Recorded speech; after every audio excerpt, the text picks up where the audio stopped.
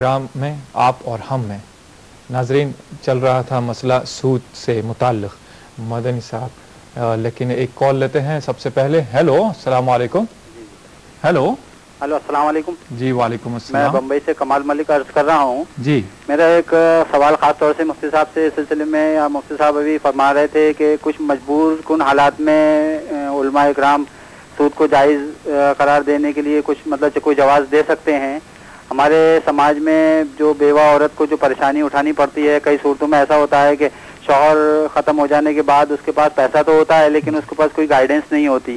उस बिना पर वो अगर रकम जो अगर शौहर की सर्विस की तरफ से मिलती है या जो रकम उसके पास बची हुई होती है, अगर वो किसी ऐसे सेफ हाथों में इन्वेस्ट कर देती है जिससे मंथली कोई उसको आमदनी का सिलसिला हो जाता है, तो उसकी बकिया ज़िंदगी या बच्चों की परवरिश का मसला हल हो जाता है। लेकिन अगर वो सिर्फ ये सोचकर कि भाई मुझे किसी हालत में सूद से इस्तिस्ना नहीं है, पैसा नहीं इस्तेमाल करना है और वो पैसा ऐसे हाथों में चला जाता है जो गलत। बेहतर आपका सवाल मैं समझ गया, आप क्या कहना चाहते हैं। जी। यकीनन आपके सवाल का जवाब दिया जाएगा। नाजरीन एक और कॉलर से बात करते हैं। हेलो हेलो हेलो अस्सलाम वालेकुम। जी वालेकुम अस्सलाम।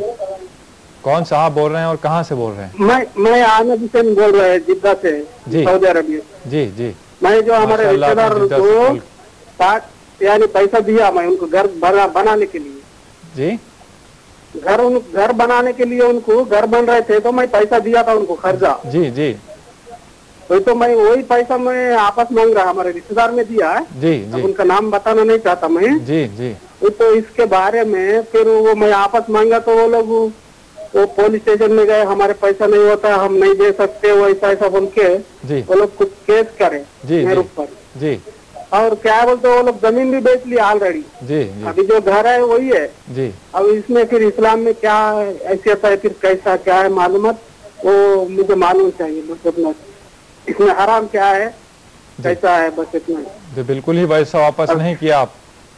हाँ बिल्कुल पैसा वापस ही नहीं किया आप, उल्टे पुलिस में घसीटा आपको? हाँ पुलिस में घसीटे, फिर भी वो 200 पैसा पूछ ले जाएगा तो मेरे पास नहीं है, क्या कर लेते कर लो। ऐसा बोल रहे। मैं बोला बेहतर आपने दिया उतना ही मैं मांगा था। जी जी। मैं बोला ऐसा भी बोला था साल में इतना दो ऐसा हो। शुक्रिया, बहुत बहुत शुक्रिया जी। आपका सवाल समझ गया मैं, आपको अभी बताते हैं। मदनी साहब बहुत बहुत शुक्रिया आपने कॉल किया।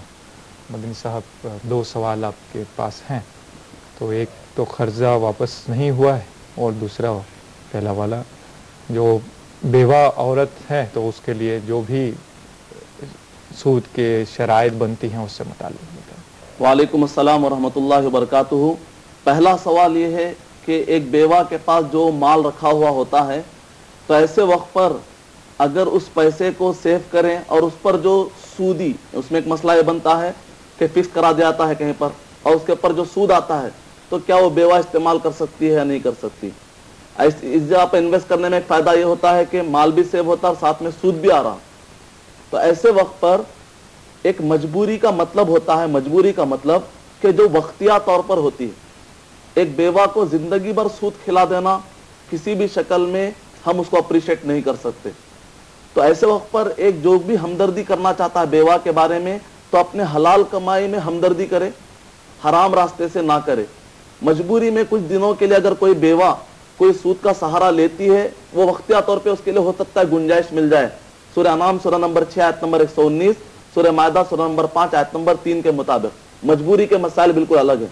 लेकिन एक मजबूरी को पूरी जिंदगी भर बाकी रखना किसी तरीके से इस पर उभारा नहीं जा सकता। और जहां तक दूसरा मसला है कि किसी ने कर्जा लिया और उन्होंने वापस नहीं किया, तो सबसे पहले सूरह निसा सूरह नंबर 4 आयत नंबर 83 में है जो प्रॉपर चैनल होता है कानून का, वो कानून का चैनल अपनाइए आप, यकीनन आपकी मदद होगी। अगर आपके पास दलील होगी, आपके पास अगर आपने पैसे जो दिए हैं उसका आपके पास हिसाब किताब रहेगा। यही वजह है कि सूरह बकरा सूरह नंबर 2 आयत नंबर 281, 282, 83 के अंदर अल्लाह सुब्हानहू तआला ने कहा कि लिख लिया करो ताकि कल के कोई धोखा दे तो आप उसको पकड़ सके। तो प्रॉपर चैनल अपनाइए। दूसरा प्रॉपर चैनल का मतलब है कि आप कानून का रास्ता अपनाइए। दूसरा तरीका यह है कि बड़ों के जरिए से नसीहत करवाइए।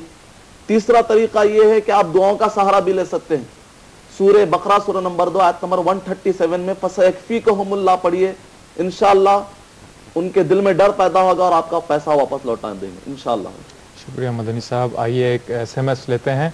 ये लिखा है गौस साहब ने करनूल आधोनी से, आजकल जो नेटवर्क बिजनेस चल रहा है क्या इसका कमीशन जायज़ है? जैसे कि आजकल कई कंपनियां उभर आई हैं जो चेन बिजनेस करती हैं, पैसा इन्वेस्टमेंट करती हैं, प्रोडक्ट्स खरीदने पर कुछ कमीशंस वगैरह देती हैं, इस तरह की चीज़ें क्या जायज़ हैं? वालेकुम अस्सलाम व रहमतुल्लाहि व बरकातुहू। आज के दौर का अहम मसला जैसे चैनल बिजनेस जो होता है, एमवे वगैरह, तो इस टाइप के जो बिजनेस हैं, तो ऐसे वक्त पर सबसे पहले कुछ कंडीशन में बताता हूँ। अगर वो कंडीशन पर फिट आता है तब तो जायज़ है, अगर वो कंडीशन पर फिट ना है तो आप उस चैनल वाले बिजनेस को आप देख लीजिए, फिर वो नाजायज होगा। पहला कंडीशन ये है कि जो प्रोडक्ट आप सेल कर रहे हैं, जो प्रोडक्ट भी, वो हराम नहीं होना चाहिए। कोई विस्की, शराब या चर्बी मिले हुए चीज़ों की आप उसकी चैनल के जरिए से मार्केटिंग नहीं कर सकते। और दूसरा ये है कि आप जिसको भी अपने चैनल में इंक्लूड करते हैं, मिसाल तौर पे एक आदमी से बताया जाता है कि अगर तुम 4 लोगों को इंक्लूड करोगे, इस तरह वो चार आदमी फिर नीचे एक 4 को करते हैं, होते होते जितने नीचे अब वो चैनल बढ़ते जाएगा, इनको इतने तारे मिलते जाते हैं। तो ऐसे वक्त पर आप जिसको भी इंक्लूड करने की या शामिल होने की दावत दे रहे हैं तो आप क्लियर कर दीजिए, दूसरे लफ्जों में मैं बकरा बना हूं किसी और के लिए, तुम मेरे लिए बकरा बन जाओ।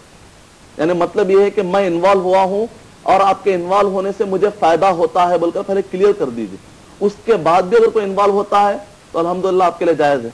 यहाँ पर आमतौर पर सवाल जो आता है, लोग कहते हैं कि ऐसे कैसे कि एक मरतबा मेहनत करो और उसके बाद वो चैनल बढ़ता जाएगा और जिंदगी भर एक आदमी खाना खा रहा है, ये पैसा ले रहा है, ये तो बगैर मेहनत के पैसे हुए। ये बगैर मेहनत के पैसे नहीं हुए। इसकी मिसाल ऐसी है जैसे कि एक ने अपने कुछ घर बनाए और किराए को दिया, अब मरते दम तक वो किराया खा रहा है तो बुरा नहीं है। इसी तरीके से किसी ने एक बीज पेरी और उस दरख्त से कई फल आए, मरते दम तक वो फल खा रहा है तो बुरा नहीं है। तो यहाँ पर भी उसने टैलेंट इन्वेस्ट किया है अपना और उसने चैनल बनाया, वो उस चैनल से फायदा उठा रहा है, तो इसको हराम नहीं कहा सकता। जायज होने के लिए 2 कंडीशन है। सबसे पहले कि प्रोडक्ट हराम नहीं होना चाहिए, दूसरा ये है कि आप उसको क्लियर कर दीजिए कि आपके इन्वॉल्व होने से मुझे फायदा हो रहा है। उम्मीद है आपका जवाब। शुक्रिया मदनी साहब। आइए और एक कॉलर से हम कॉल करते हैं, बात करते हैं। हेलो हेलो हेलो हेलो, अस्सलाम वालेकुम। वालेकुम अस्सलाम। मैं उज्जैन से बोल रहा हूँ। जी, उज्जैन से बोल रहे हैं। कौन सा आप बोल रहे हैं? वो जमीन किसी को गिरवे रखकर उससे कर सकते हैं? जी, जमीन जैसे गिरवे रखकर उससे पैसा कर सकते हैं? आपकी आवाज क्लियर नहीं आ रही है, जरा से। जी बताइए, सवाल बताइए अभी। हेलो जी बताइए, अभी सवाल बताइए। अस्सलाम वालेकुम। वालेकुम अस्सलाम। मैं आसिफ अली बोल रहा हूँ उज्जैन से। जी, ये जो अपने जमीन रहन रखते हैं ना जी, उसके ऊपर मुनाफा ले सकते हैं क्या नहीं ले सकते हैं? अच्छा जी जी, ठीक है। आपके अपन मतलब ब्याज नहीं लेते हैं जी, खाली जमीन रहन रखते हैं जी जी, और उसकी जो फसल आती है वो अपन ले लेते हैं। बेहतर, ये जायज है या ना जायज है? बेहतर बेहतर। बहुत बहुत शुक्रिया आपने कॉल किया। जो आजकल ज़मीन गिरवी रखकर या सोना जेवर पैसा कुछ जेवर रखकर जो पैसा लिया जाता है गिरवी रखकर, तो वो जायज़ है या नहीं? ये नफ़ा तो नहीं है एक तरह से, फिर भी। वालेकुम अस्सलाम व रहमतुल्लाहि व बरकातुहू।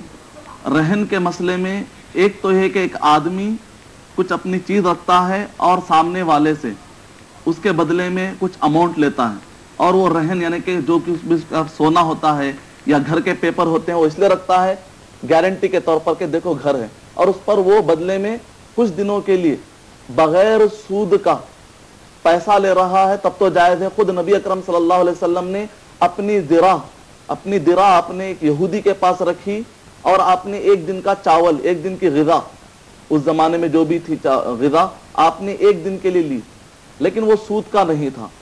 अब मसला आता है